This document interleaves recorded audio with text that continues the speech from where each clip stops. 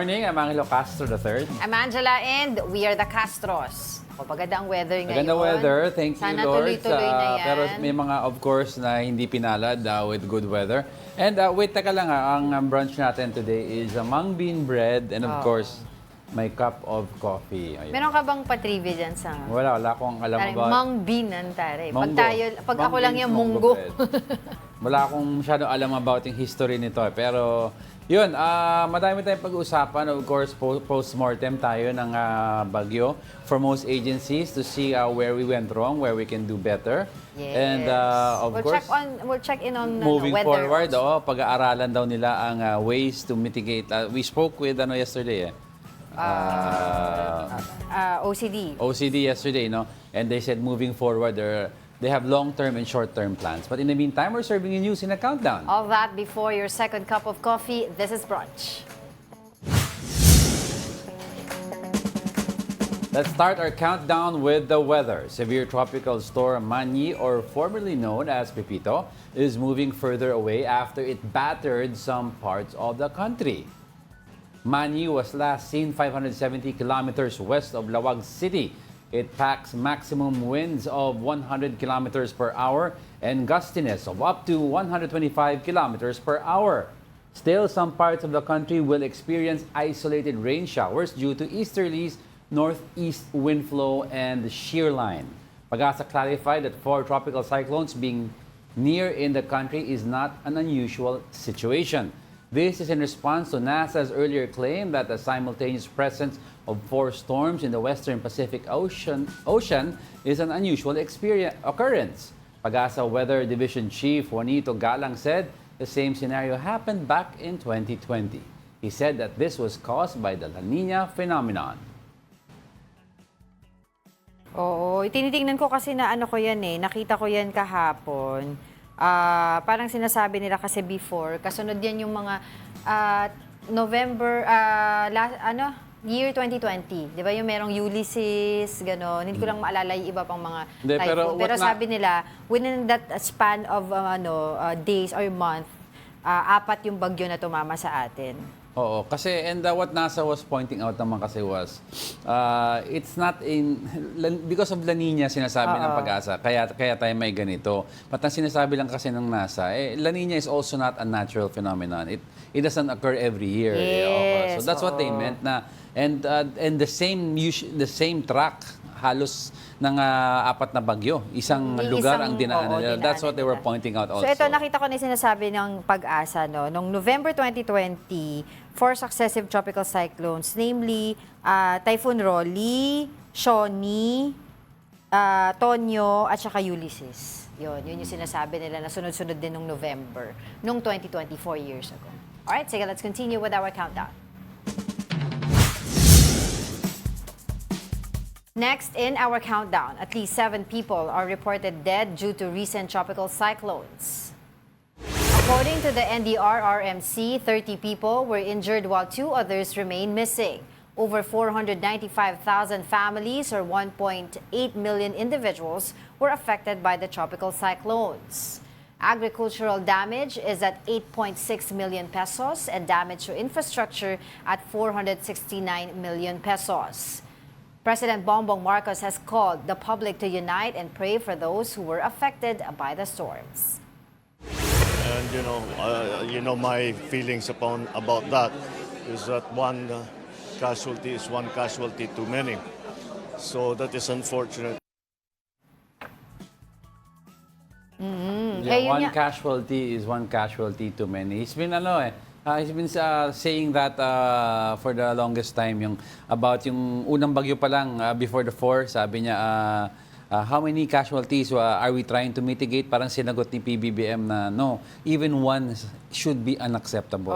Yan ang goal. Siyempre, ang goal is 0 casualty. Pero yun nga, that's dahil sa quite unavoidable circumstances, kahapon sabi isa lang, pero ngayon nadagdagan yan. Mamaya babalikan natin yung story na yan. But also, the Office of the PBBM Administration has also released a statement saying na ano ba sinasabihan yung mga government agencies under his administration na wag na sigurong magkaroon ng mga mararangyang Christmas parties this Oo. year.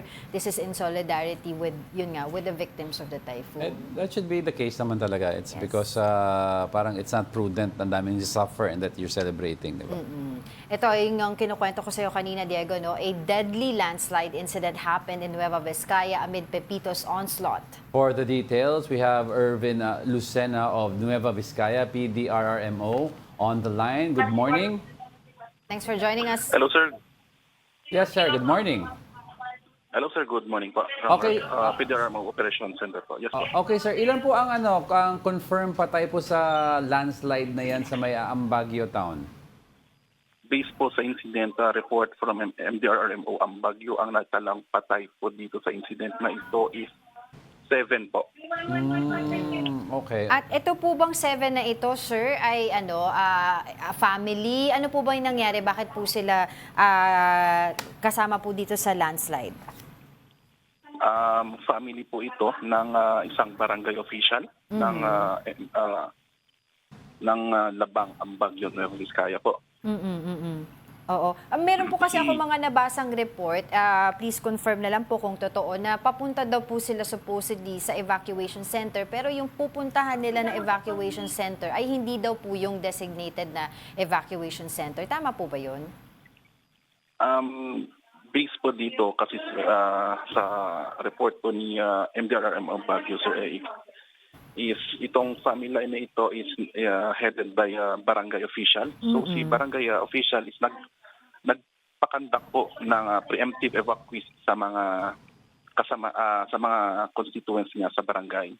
Pero to po yung family po ni Barangay Kagawad is nag-stay po sila sa bahay po nila, and hindi naman po nila inaasahan na landslide po yung tinitirhan po nila. Right. Pero bukod po ba dito, meron pa po ba tayong mga ibang casualties at landslides incidents?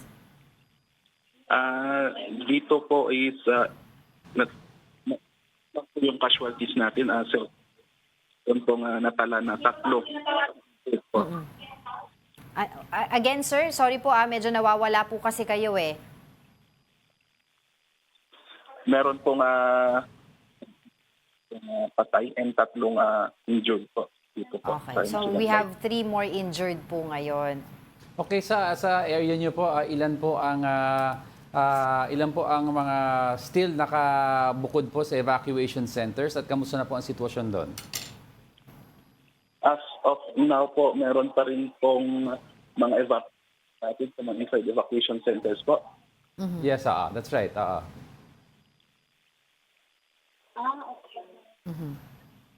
Mr. Irvin? Can you hear us po? Yes po, ma'am. Yes po. Okay, Good okay. morning po. Regarding po sa ilang pamilya po ba yung mga nandoon pa rin po ngayon sa mga evacuation centers?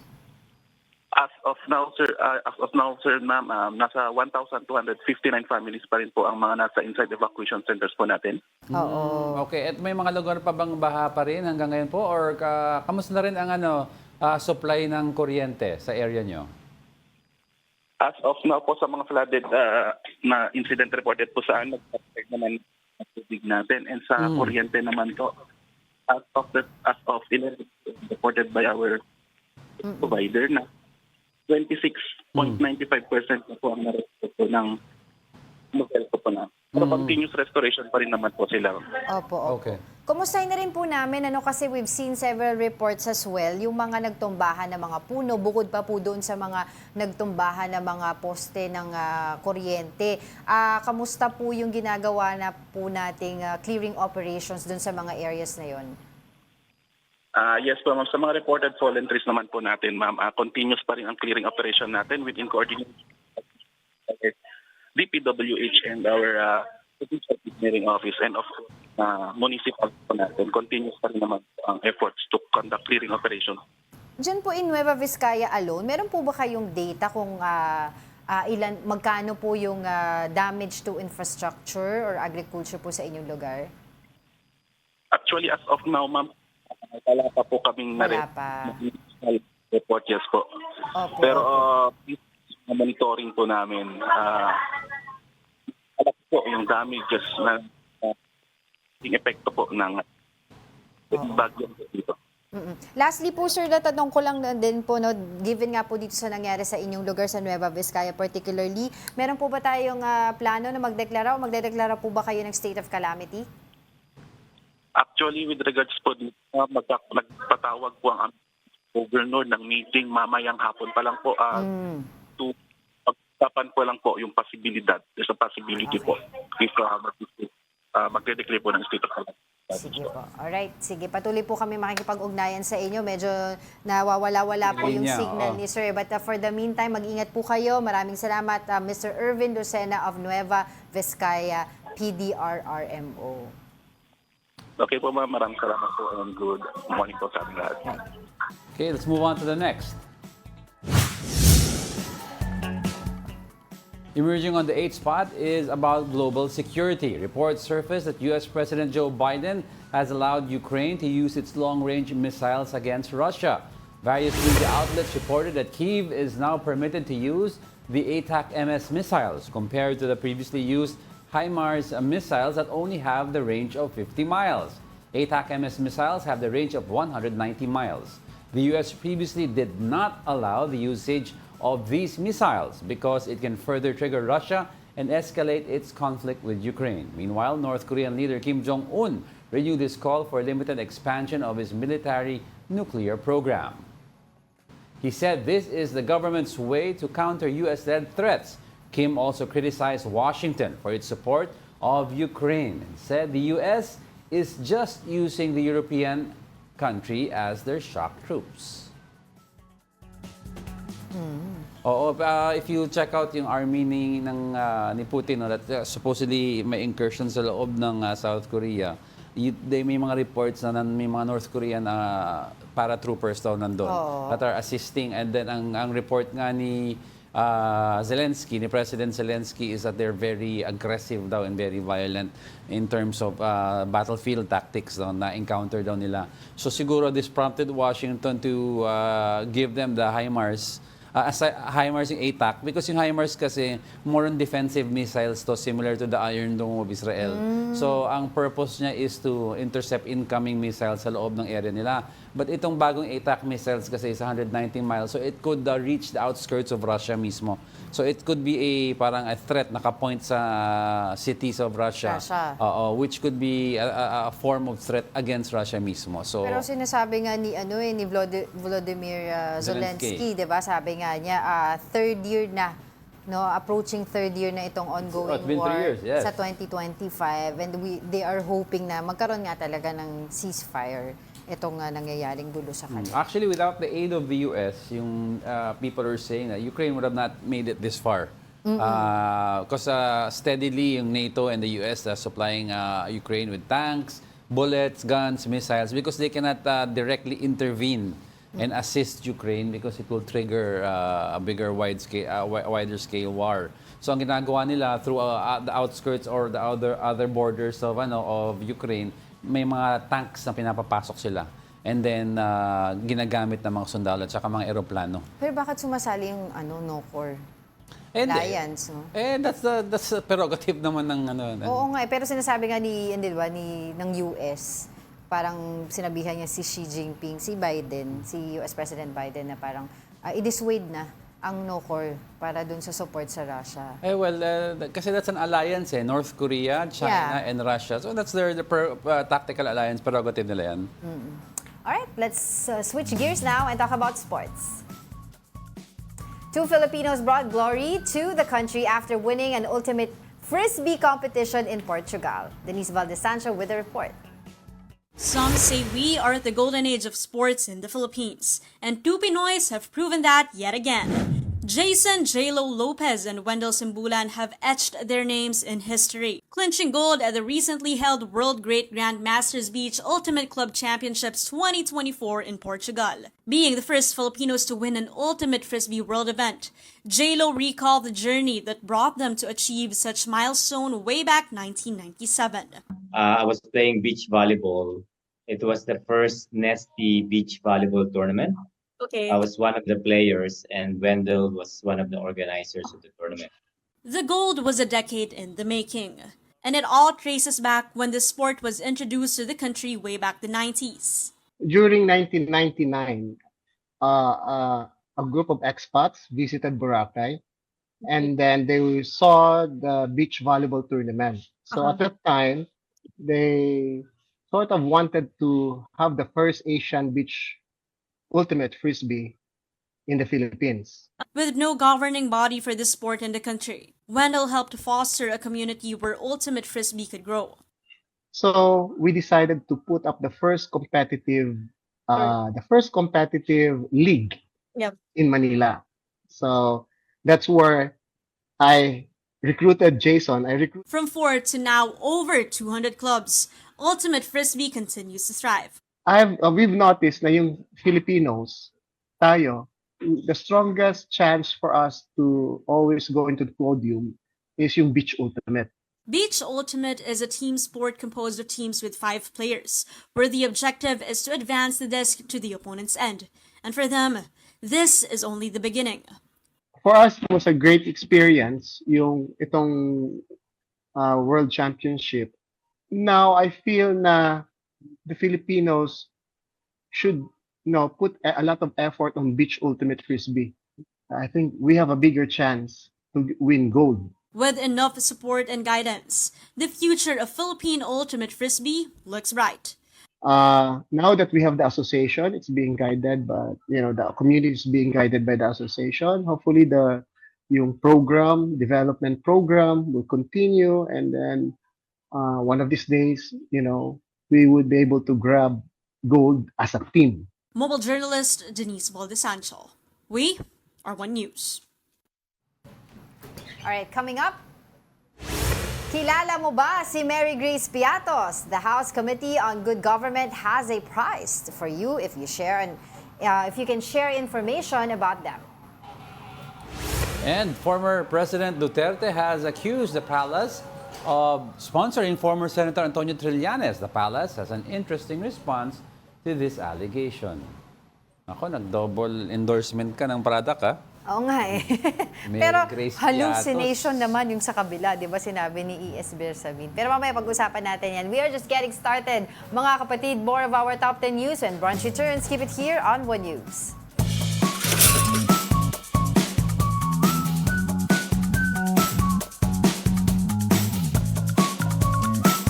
Good morning. You're still watching Brunch here on One News. Uy, good morning sa mga viewers natin. Sino ba mga viewers natin? Batiin ko muna itong mga nasa YouTube natin, yung usual suspects natin, si Alex Fuentes, si Summer Cabrera, si Mark Santiago, Leonie Valdesoto, si Geraldine Balolog, si Gary Co, si Ronald McStay, tama ba? Si Tita Daisy, Tito Naldi, and Tito VJ. Nito, VJ, si Oo. Ice, sino pa? Si Tasha, si Barisol, yan. Mina Benales of Jesse Mendez family. Jerry Yang also. Jerry Yang of Chancellor family, of course. And si Marjorie.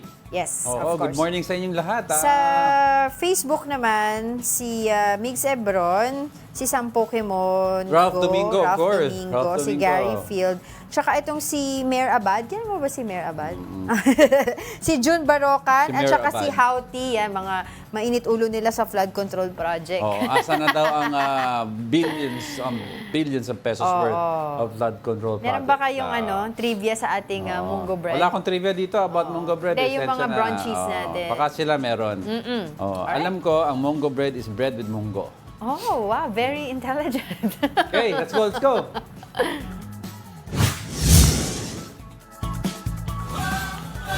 Bilang Pilipino, bilang Pilipino.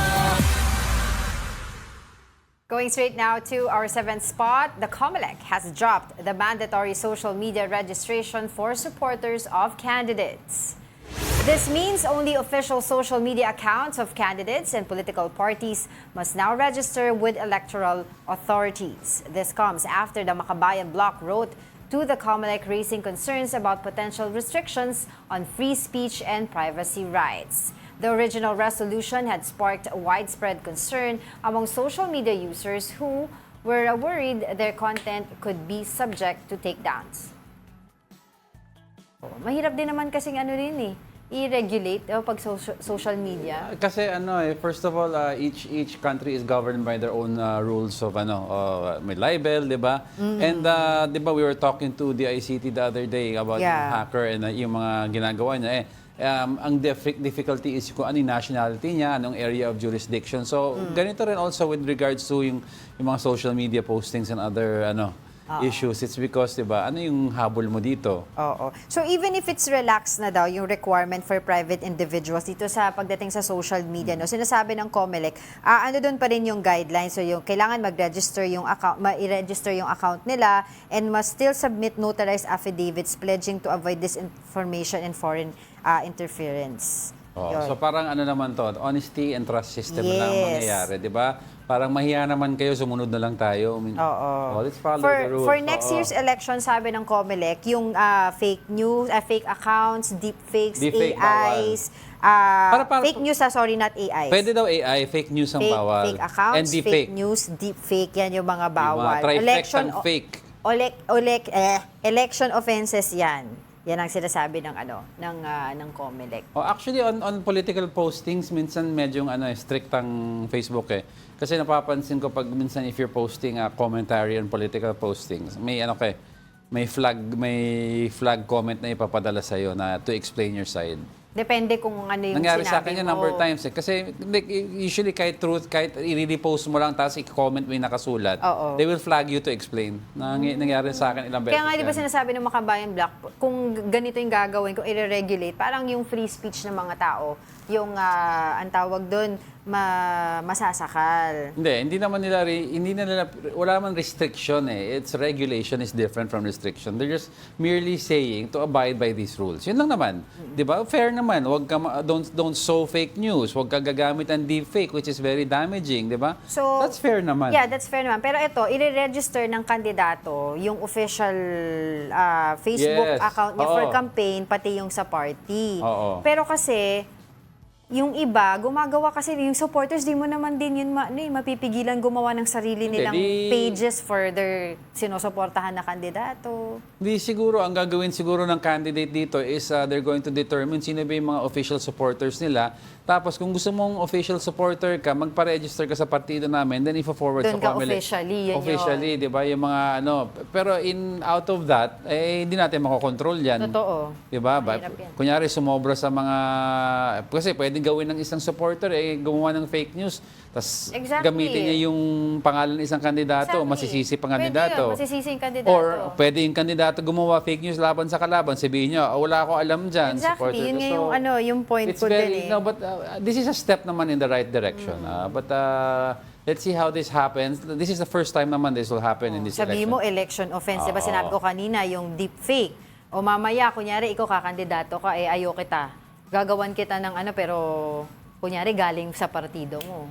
O election offense. Pero hindi registered yung account na yun sa COMELEC. Step naman in the right direction. And we have to start somewhere. Okay. So if it works out, then we'll iron out the kinks for the next election. Right.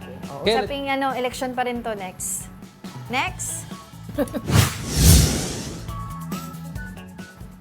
Settling at the sixth spot is about Senator Jingo Estrada. He recently called out San Juan City Mayor Francis Zamora about the alleged rise of flying voters in his city. During the COMELEC budget hearing in the Senate yesterday, Estrada raised suspicions about the increase of new voters in San Juan City. He alleged that these are flying voters who will elect Zamora again in the next elections.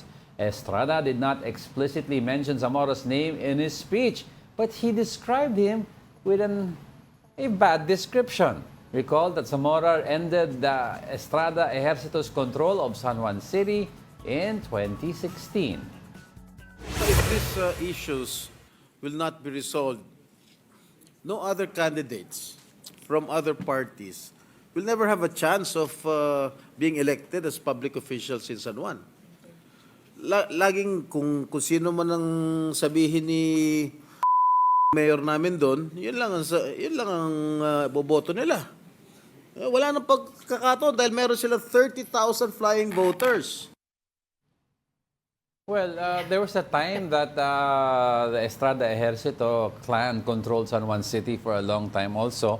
And at that time, kaalyado nila sila Zamora din. Ronnie Zamora, the father the of Francis. father. So if it's another clan's turn, then anong... Pero alam mo, during the hearing kasi, kahapon ata yan meron pa siyang isang pinapoint out, si Senator Jinggoy Estrada, na COC ng isang kumakandidato na councilor dyan sa San Juan. So sinasabi niya, isang basketball player na nakatira sa Domingo, ganyan-ganyan na street, pero walang walang number or building number. So sabi niya ganun, why do we accept yung mga COC na ganyan? Dapat daw may due diligence. Sabi niya, I have nothing against with basketball players, ha? Sabi niya, sa totoo lang, kasi nga, alam naman natin, parang the whole council, majority of the council, diba, consists of basketball players doon sa San Juan. So sabi niya, I have nothing against with basketball players, ha? Pero due diligence naman, tatanggapin ba natin itong COC Actually, na walang yung address niya, yun lang, and Domingo lang, walang... Actually, that issue has been raised in several provinces na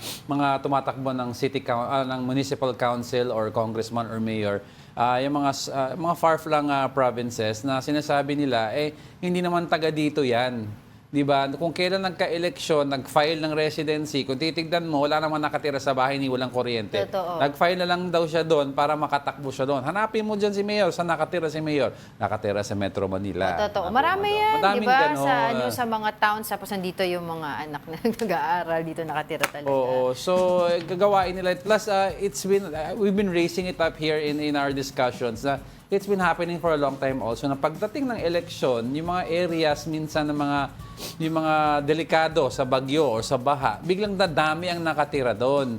Tapos nakarehistro sa sabihin ng mga tao, si Mayor, dinala kami dito para... Diba parang bata pa lang tayo, di ba? Yung flying voters issue na talaga yan. Yung sinasabi nito sa Senator Jinggoy, I'm not saying with regards to San Juan kasi wala man ako info about, but I'm saying it's happening in other areas as well. And we really have to take a look at that. But in fairness sa COMELEC, I think I heard Chairman George a few months back saying they've been cleaning the list diligently. I was gonna say that kasi diba automated election na tayo, may mga listahan niya, madali na makikita kung may pangalan dito, tas fingerprints, biometrics, hindi mo yung madodoble, diba? So ngayon, ang imbestigahan nila dyan, dapat hindi lang basta tanggalin yung application o yung registered name ng isang aplikante na doble, but also investigate nila kung ito ba ay sinadya na dalawa siya dito o multiple registrant siya. Diba? Kasi minsan naman medyo clerical error whatsoever. Diba? Sabihin na let's give it to them na ganun. Pero may mga pagkakataon talaga most of the time na nagiging multiple registrant because intended na yan for flying voters. Nag-iba ata pangalan mo. Oo.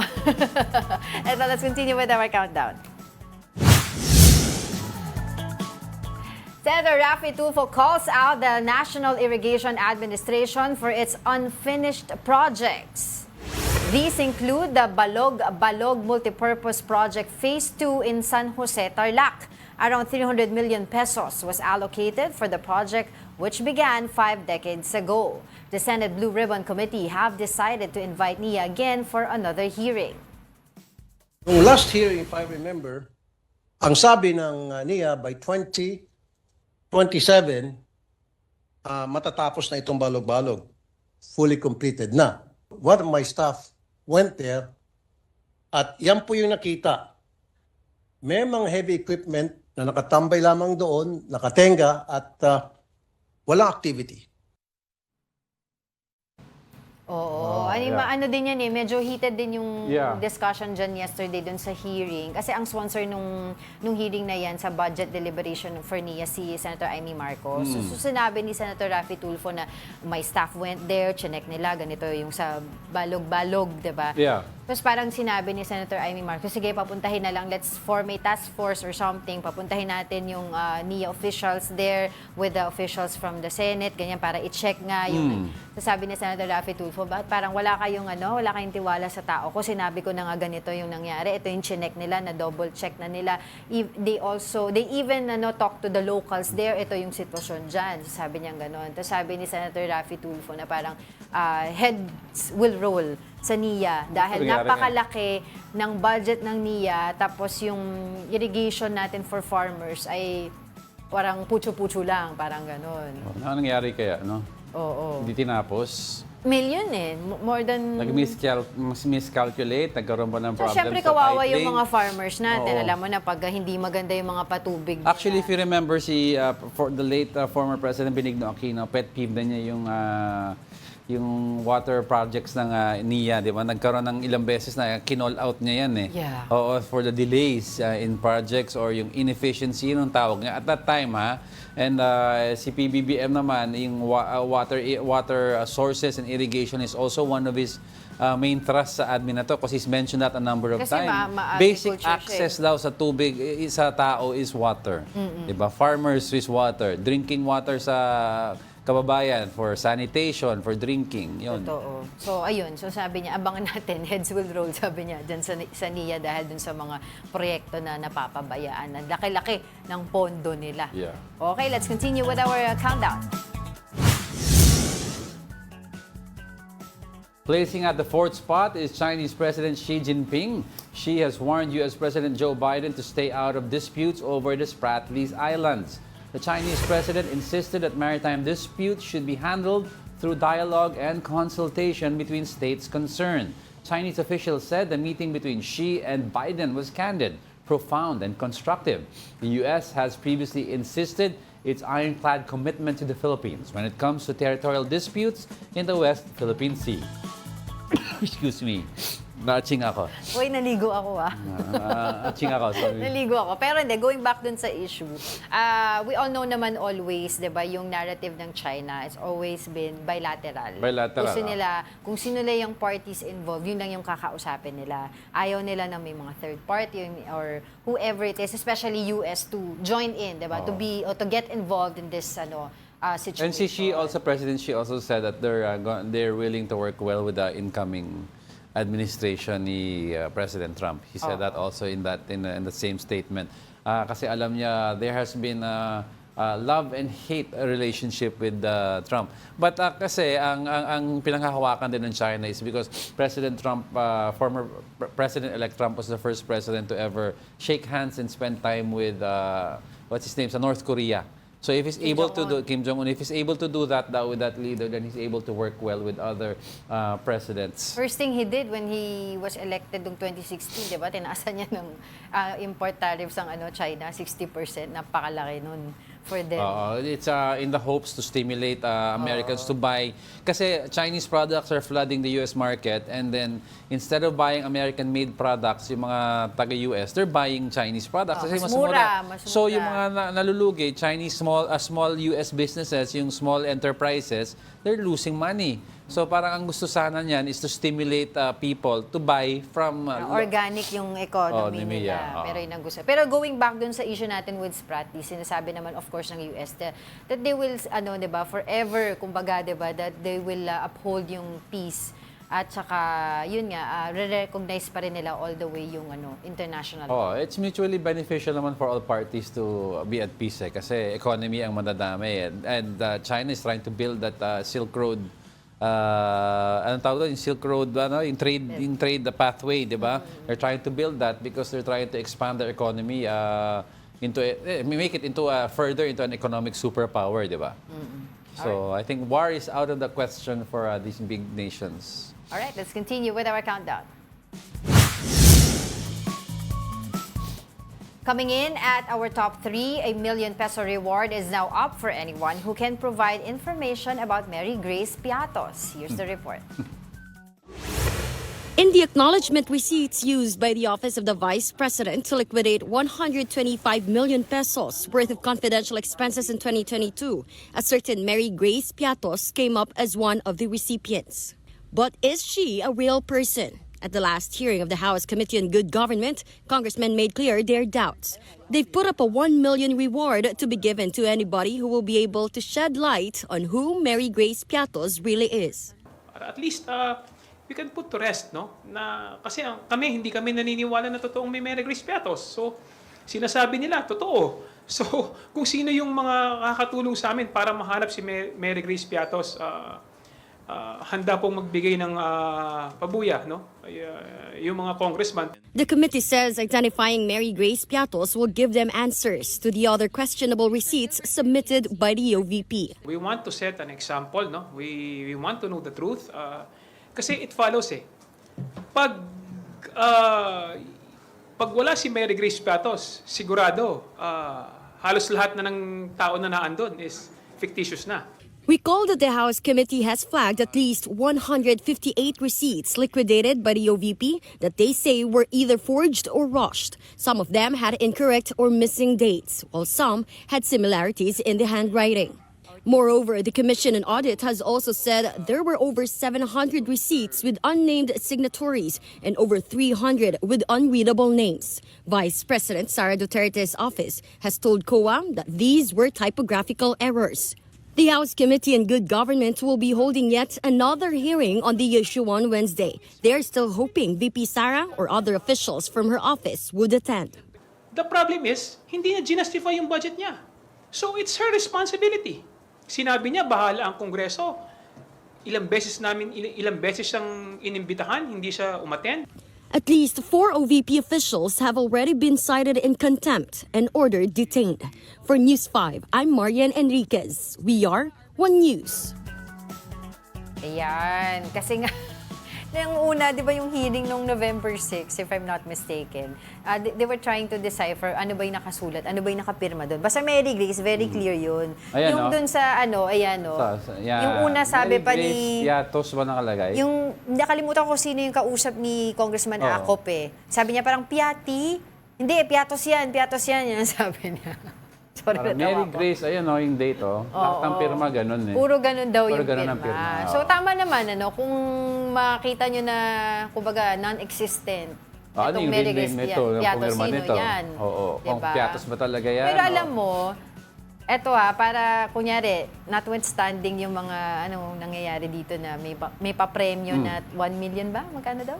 Any information? Di ko Diba? Pwede naman nila i-check yan sa sa PSA Diba? No, baka kasi kung merong, kung existent. Kung hindi registered yung name ng Mary Grace Piatos na yan kasi magiging problema yan i-track. Unless kasi kaya nga Ibig sabihin nga, wala. Oo, wala. pero kaya sila naglalagay ng pabuya is simply baka people have transacted with this Mary Grace Piatos, that person using that alias, baka na-transact at they have a face in mind na pwede igawin cartographic sketch. Oo. So, pero yun bakit nun. somebody who is not registered sa PSA is transacting sa ganyan sa Office of the Vice President? Kaya nga. Diba? That's why we have to find sino yung person na ito. Who is transacting using that, if it's a fake name, who is that person, diba? If they have a reward system, sabihin nila, if you transacted with this person who claims to be Mary Grace Piatos, alam niya yung mukha. Si VP Sara, diba? kilala ba niya Ayaw nga niya mag-attend. Pero tama yung sinabi, diba? When she attended, one of the few times na nag-attend siya sa House hearing ng budget deliberation, sinabi niya, bahala na kayo, wala na akong sasabihin. Kung anong ibigay niyo sa akin, wala na. Diba, sabi niya, kayo na bahala, sabi niya sa Congress. Tapos ngayon, bibigyan siya ng Congress at ng Senate, inadapt ng Senate yung sa budget nila. Sasabihin niya, may mawawalan na almost 200 or more, 200 employers. Dapat, dinefend niya yun, diba, during the budget. Ayaw nga niya mag-attend kasi daw siya, witch hunt daw for impeachment o Kawawa dyan yung mga empleyado. Sila yung yung casualty dito sa nangyayari. Oo, kasi si VP Sara will still get her sweldo as Vice President. Hindi siya maguguto. She'll still be Vice President, diba? So, yun. Alright, sige.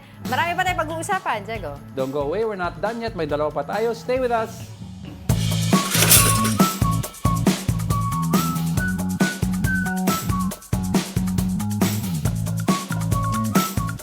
Welcome back. You're still watching Brunch here on One News. Oy, happy Tuesday sa lahat. Maaraw na at least here from Metro Manila, and those who are asking bakit nagtawag pa ng signal number 2 or 3 malinaw naman sa Metro Manila Kahapon. Oo. Parang tulala. Hindi, kahapon pa yan. Hindi kasi sinasabi naman din ng Pag-asa. Gusto ko lang sabihin sana na wag nyo na lang wag awayin ng Pag-asa kasi they're doing their jobs rin naman as best as they can also. Oo. Tapos sabi naman nila yesterday dun sa kausap natin, sino may kausap natin kahapon from Oo, Pag-asa?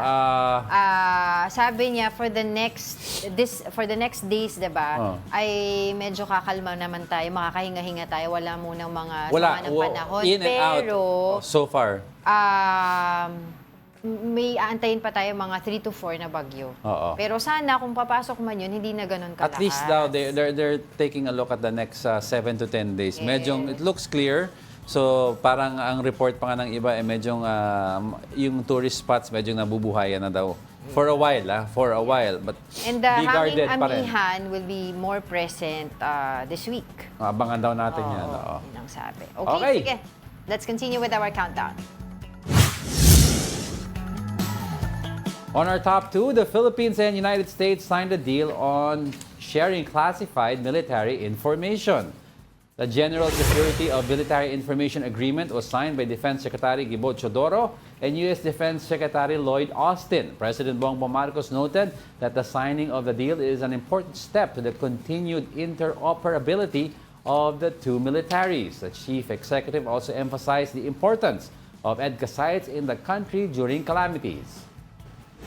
And the EDCA sites have become the staging area because right after the storm, many areas can only be reached by helicopter.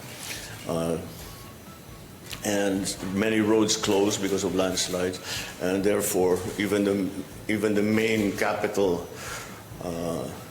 or provinces can only be reached by aircraft. Yung yung si former Congressman Antonio Tino, remember him, sinasabi niya na parang hindi siya masyado okay dito sa agreement na to kasi parang it will just create dependency sa US pa rin. Oo, pero kasi it's granting both sides access to each other's information. But this will work well also if we can use other classified information with regards to yung tactical movements in the Indo-Pacific region. Yes, yung sa West Philippine Sea. West Philippine Sea. I remember parang nabanggit ni Sir Manny Mogato, di ba, na parang magkakaroon ng parang clearer satellite may access picture tayo or to that. video. Kunyari, yung naging incident ng mga nakaraang Kasi right now, we're relying on reports also and radio reports of what has happened. But this time around, di ba, meron, aside from yung cellphone videos na nakita natin, may actual satellite images na makikita natin that we can use also. So vice versa, it works both ways. In that way, we have to sign the agreement. Parang we're allowing them also, di ba, to take those videos. This agreement daw doesn't have expiration. Parang lang to, yung parang pwede mo lang siya i-enhance, di ba, dagdagan. Siguro parang yung MDT natin to, very similar, Military Intelligence Agreement. And it doesn't matter also kung sino pa yung kasi 'di ba ang isa sa mga tanong nila paano yan pumirma sila ng bagong deal magpapalit na ng presidente ang US. Pero wala naman daw yun magiging conflict. Ino-honor naman kasi mga agreements regardless of yung foreign policy agreements signed before the administration is always honored by the next admin. Kasi I think ira-ratify pa ng Senate naman yan if ever. Yun nga sinasabi ni Congressman former Congressman Tino na I'm urging the Senate to look into this kasi baka daw may mga nababiolate na sa mga karapatan ng sovereignty natin. Okay. Alright, let's continue with our countdown. Coming back to the top spot is former President Rodrigo Duterte. The Justice Department's task force will investigate the alleged extrajudicial killings under the Duterte administration. The former president's camp also accused Malacanang of sponsoring his critic, Antonio Trillanes IV. Here's the report. The Justice Department has confirmed that its task force will probe former President Rodrigo Duterte. This is about his involvement in the alleged extrajudicial killings under his administration. DOJ is currently studying if Duterte violated the Philippine Act on Crimes Against International Humanitarian Law, Genocide and Crimes Against Humanity. International Humanitarian Law ang ating pinupuntirya ngayon because it is the law that the ICC is studying as well as the law that we have here. And it's the law of the ICC actually, it's what they're using right now. Remulla ensured the investigation is not just a duplicate of the International Criminal Court or ICC's probe. We want the charges to be separate from each other. What we charge here and what the ICC charges have to be, if possible, will not overlap. Sir, ano yung mga possible Kasi cases? ano yan even if we're not members of the ICC, the spirit of complementarity still applies. Duterte's former legal presidential counsel Sal Panelo called this move a relentless propaganda against the former president. He urged the government to file charges against the president instead. Duterte also accused the palace of sponsoring his critic, former Senator Antonio Trillanes IV. Itong si Trillanes, talagang Malacan yan, sponsored yan. Hindi gagalaw yan ang gano'n yan, walang pera yan. Nagtataka ako bakit ang Malacan yan na ginagawa naman, wala naman kaming kasalanan sa kanila, hindi naman ako nag-atake kay Presidente. Pero alam ko na si Trillanes nagtrabaho kay President Marcos. He said this after Trillanes accused Duterte of hiding money he earned from drug lords he protected during his war on drugs. For their part, Malacanang said the former president was just quote-unquote hallucinating with his accusations. Ano? Ganun na lang. Ano? with alam mo, mahirap pumatol na sa ganyan. Hallucination na yan. Parang Kawa ko kay ES versus I have to Amin, bring this out before we talk about yung hallucination. Na. Parang hindi daw siya nag-atake kay Presidente Marcos. Di ba they had those rallies sa Davao and Cebu ba yun? Yung scathing rallies against the admin na sabi nga nila is borderline. Pati yung si anak ni President Duterte, si Mayor Baste, di ba, na scathing remarks against PBBM. So those were attacks by the family to the President. So just to get that out of the way, hindi ko alam yung hindi naman daw Kasi niya sabi niya, na-atake. wala naman daw silang kasalanan. Isa sa mga sinabi ni former President Rodrigo Duterte. Pero yung natawa ko dito kay ES Bersamin, sabi niya hallucination yung mga sinasabi. Kasi isa dun sa mga sinabi ni former President Rodrigo Duterte na attack dog daw ng Malacanang. Pero 'di ba, alam naman natin ever since na umupo dyan si Pangulong Rodrigo Duterte nung naging presidente siya ng 2016, isa na to sa kanyang kritiko si Senator Antonio Trillanes. Senator Antonio Trillanes was attacking Duterte during the 2016 administration Yes. niya. Kaya nga, and bakit din nila inaccuse na tatakdog din ng Malacanang? He's been attacking them kahit siya ang presidente. Ngayon, iba presidente, he's still attacking Duterte. Di ba nga 2016 yung pinag-uusapan natin dito, yung bank secrecy law, di ba? Naalala ko, naghamunan pa sa bangko, pumunta ka dito, mag-abangan tayo. Nagabang si Senator Trillanes doon Yeah, I remember that. Pero sitting president, si President Duterte noon, Senator Trillanes was already attacking. Diba? So, parang sino nag-utos sa'yo? Si President Duterte? Pero ito, yung pinagpag-aaral ng Department of Justice, nasampahan nga daw itong si Pangulong Rodrigo Duterte when it comes dun sa crimes against humanities. We're talking about kasi the rule of complementary applies here. Kasi whatever ICC will file, ayaw nang mag-overlap ng DOJ to file the same case that ICC is filing. So parang it's just like saying that the DOJ will file cases already, but ayaw nila yung redundant. And I think this is also parang telling them na, di ba, I told you, gumagana naman ang justice system namin dito Di namin kayo kailangan, so we're filing cases, we are building up cases, etc. Feeling ko, yung isa rin yun sa mga, aside from other factors pa. Pero sinasabi nga dito, under this law, yung Republic Act, nabanggit ni Julie Baisa, yung may prescriptive period within 20 years. So under PH laws, yung mga murder and homicide cases have prescriptive period of 20 years. So this would include mga cold cases na sakop ng 20. So sinabi ni DOJ Secretary Remulla, inihingi niya yung report nung pagko-coordinate nitong task force na binuo niya, which is will be chaired by a senior assistant state prosecutor and co-chaired by a regional prosecutor. And this will include other 9 members from National Prosecution Service at saka support from the National Bureau of Investigation. So sabi niya, dapat makipag-coordinate itong mga itong task force na to sa Senate Blue Ribbon Committee at saka dun sa Quadcom, dun sa mga regarding this investigation. And he is expecting a report not later than 60 days from the Actually, issuance of the when memorandum. we talked to Congressman Dan Fernandez the other time, last week, I think it was last week, he also mentioned that meron na silang initial talks ongoing with the DOJ already. Yes. The liaison officer. Kasi may liaison officer in DOJ sa loob ng Senate. So may discussion about sila about first yung una at that time kasi pronouncement si PRRD sa Senate. Paano magagamit yan. But of course, after that, si former President Duterte did appear sa Congress and had more pronouncements sa Congress. Marami siyang mga doon parang sabi nga nila admission. But I don't know how they're going to take this because he had an admission and retraction and admission and retraction. So pag the lawyers of former President Duterte can simply argue, the way he admitted is he retracted.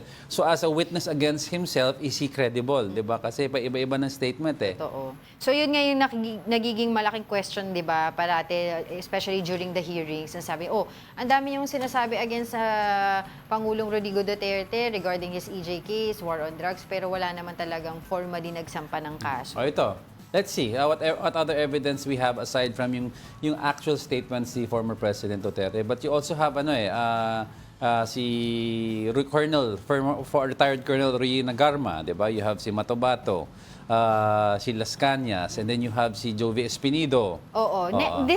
Bukas. Bukas 'di ba next hearing sa Quadcom? Supposedly pero hindi pa nakauwi yata si Garma, no? Hindi pa. Kasi, di ba kasi they were looking at the possibility na sabi ni Congressman Benny Abante na sana magharap si former President Duterte and si Rina Garma. Let's see if that will happen. So, pero wala pa eh. At saka, di ko na alam kung baka hindi na rin pumunta yan si PRRD.